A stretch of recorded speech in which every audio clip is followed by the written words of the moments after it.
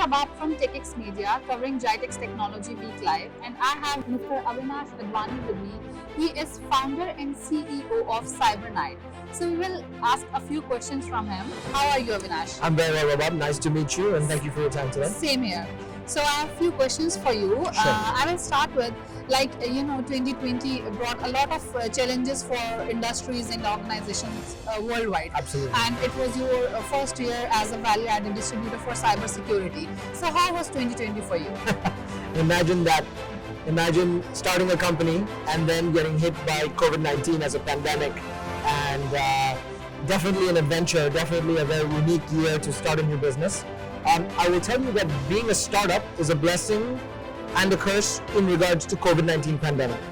It's a blessing because anyway, the first year of any organization is about investing and building your team structure and your processes and your portfolio. So we were able to do that regardless of the pandemic, and that investment would continue. So from that perspective, it was no different than if it was a pandemic year or a non-pandemic year. We still had to do those things.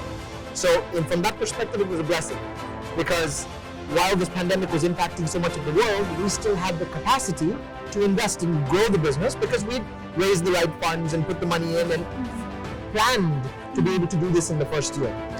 But simultaneously, it was also a curse because obviously the impact on buying cycles, forecasting, linearity, budgets, everything just got severely negatively impacted. Definitely. Now Q1 was actually very good and on plan because we just began that kind of lockdown at the end of March.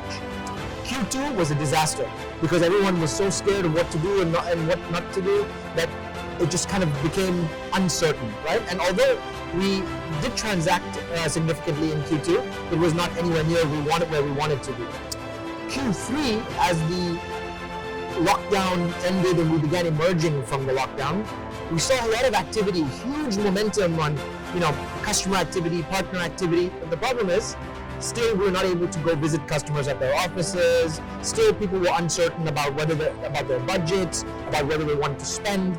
And all of this trickled down into uncertainty in our overall pipeline.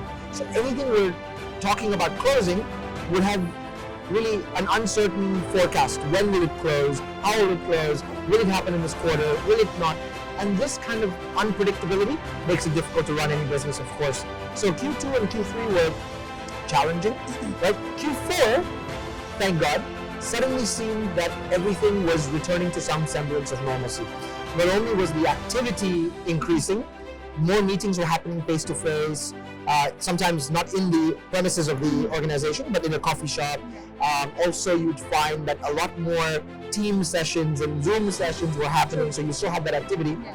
Plus, we started to see orders starting to come in now in a much more linear fashion. Still nothing compared to normal, where you could track it, but at least you started seeing things happen. And yes, it was very backloaded to the end of the year, but it feels like it's becoming healthy again and people are starting to return to normal. But all in all, there's no question about it, the impact on any business because of the COVID-19 pandemic has been severe. Our first year of operation was directly tied to that pandemic, and so luckily, as I said, we've been able to achieve our goals and our milestones of our first year investment. But at the same time, the ability for us to generate what we wanted to has been stunted a little bit because of the pandemic. But all in all, I will say I'm very thankful that our first year has been quite successful, and we believe that all in all that we've actually had a good first year as a startup, given the circumstances of the pandemic. Excellent and very interesting. So you see that now remote working is becoming the new norm, and with that remote working scenario, the cyber threats will tend to increase. So how are you looking forward to support organizations for this? Excellent.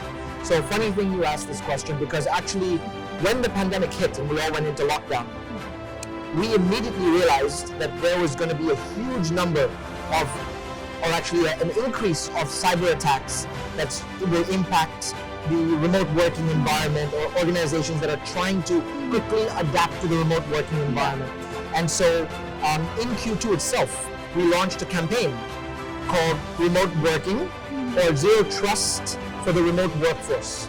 Now, our entire portfolio has been built around this framework called Zero Trust Security. So we took Zero Trust and we applied it to the remote working environment.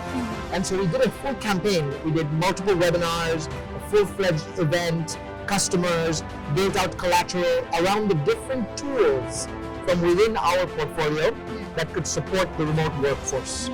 That could help customers very quickly help their employees stay secure while working from home, number one.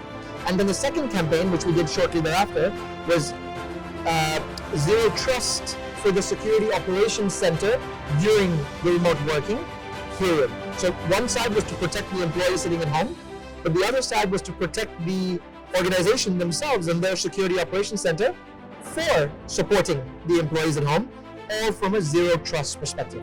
So the bottom line is that today Zero Trust Security is a very hot topic, and many vendors and many customers are talking about it, and implementing it successfully and effectively for remote working can definitely help any organization achieve the remote working, let's say, security that they're looking for. And so we've actually been, let's say, on top of it from the very beginning.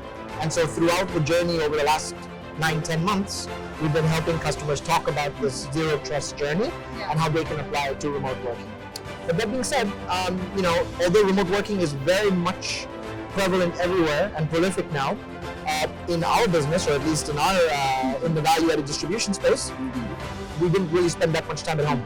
We spent March, April, May, and a little bit of June at home. But the minute that July hit, we were back in the office. So we've actually been operating back in the office as per the government guidelines, of course, since we were allowed to do so. Yeah, wonderful, and again, very interesting. So now I have one last question for you, that what is the road ahead for 2021? Wonderful. We are calling 2021 the year of stabilization. Now, by using the stabilization word, we're talking about the market stabilization.